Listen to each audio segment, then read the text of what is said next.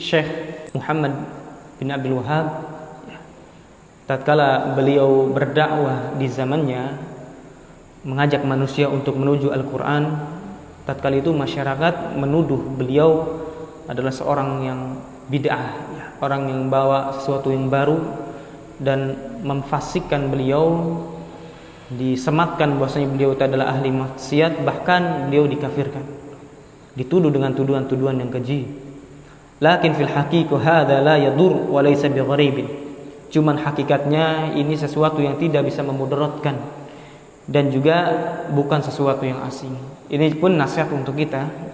Tatkala kita sudah mencapai fase dan derajat berdakwah, maka kita harus sabar dalam berdakwah. Ini salah satu contoh bahwasanya tatkala kita berdakwah pasti ada saja yang mengganggu kita, yang membuat kita tidak nyaman. Bahkan bukan hanya dari kalangan orang-orang awam, dari ikhwan sendiri kita kadang. Orang-orang yang sudah ngaji, yang sudah tahu tentang manhaj salaf, mereka menuduh kita dengan tuduhan-tuduhan yang keji, tuduhan-tuduhan yang tidak ada bukti, bahkan mentahdzir dengan tahdzir yang kosong, omong kosong. Jadi sebetulnya bukan hanya kita harus bersabar tatkala kita berdakwah dengan orang-orang awam, bahkan ikhwan-ikhwan kita sendiri, orang-orang yang sudah belajar, mereka tidak lepas dari yang namanya tuduhan. Hanya saja tuduhan mereka mungkin berbeda dari tuduhan orang awam. Intinya apapun gangguan yang kita dapati tatkala berdakwah, dikarenakan perkara dakwah ini wajib untuk setiap orang yang memiliki ilmu dengan kapasitas ilmunya untuk berdakwah. Jadi harus bersabar. Dia bersabar dengan muridnya. Tatkala muridnya bandel, tidak mau belajar, tidak mau murojaah, dia harus bersabar. Karena memang sudah sunnatullah, pasti ada gangguan dalam menjalankan syariat tersebut. Makanya Nabi Shallallahu Alaihi Wasallam adalah orang yang paling mulia, orang yang paling berilmu. Dengan itu banyak gangguan dari kaum muslimin, gangguan dari kaum kafir, orang-orang musyrikin, bahkan dari orang-orang munafik sekalipun.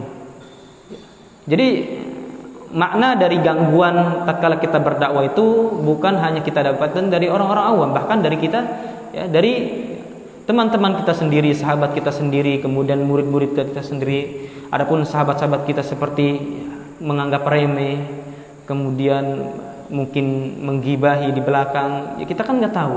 Cuman tatkala kita tahu itu adalah gangguan yang harusnya kita bersabar. Dan inti dari hal tersebut, tatkala kita kuat bersabar itu tatkala kita ikhlas dalam berdakwah kepada Allah Subhanahu wa taala. Fa innal anbiya'a qila fihim ma huwa ashaddu min dzalik. Kenapa? Dikarenakan para nabi dicemooh, dikatakan terhadap mereka sesuatu yang lebih dahsyat daripada itu. Dikatakan tukang sihirlah Nabi kita Muhammad sallallahu alaihi wasallam, orang yang kemudian penyair, tukang tenun dan sebagainya, bahkan orang gila, itu Nabi sallallahu alaihi wasallam. Padahal Nabi sallallahu alaihi wasallam sebelum diutus sebagai Nabi sallallahu alaihi wasallam, beliau dikenal dengan orang al-amin, orang yang jujur, as-siddiq, orang yang jujur, al-amin, orang yang amanah. Tatkala Nabi sallallahu alaihi wasallam diutus sebagai nabi dan berdakwah, lakob-lakob seperti itu, panggilan-panggilan yang disematkan kepada Nabi sallallahu alaihi wasallam, al-amin, as-siddiq, itu hilang semuanya. Cuman dikarenakan kesombongan yang kaum musyrikin miliki. Jadi itu juga sama kesombongan dari mungkin ikhwan-ikhwan kita yang mentahdzir kita tanpa bukti itu sama, itu sifat sombongnya mereka. Dan kita harus bersabar. Lamma aradu an yughayyiru ma alaihi al-umam min ibadati ghairillahi qila fi haqqil anbiya ma qil. Maka tatkala mereka ingin merubah kebiasaan umat dari ibadah pada selain Allah, qila fi haqqil anbiya ma qila, maka dia juga akan dicemooh sebagaimana dicemoohnya qila fi haqqil anbiya ma qila. Tatkala para nabi ingin merubah kebiasaan umat dari beribadah kepada selain Allah, maka Nabi sallallahu alaihi wasallam akan dikatakan dicemooh terhadap hak-haknya Nabi sallallahu alaihi wasallam. Fa kaifa bidu'at wal ulama, maka bagaimana dengan seorang dai, hanya seorang dai dan seorang ulama yang tidak ada janji maksum dan sebagainya. Nabi sallallahu alaihi wasallam tentu dekat dengan Allah Subhanahu wa taala. Dengan itu Nabi sallallahu alaihi wasallam mendapatkan gangguan, apalagi kita yang banyak bermaksiat, yang terkadang kita lalai untuk melakukan perkara-perkara yang diperintahkan. Tentu kita akan mendapatkan yang lebih dari itu.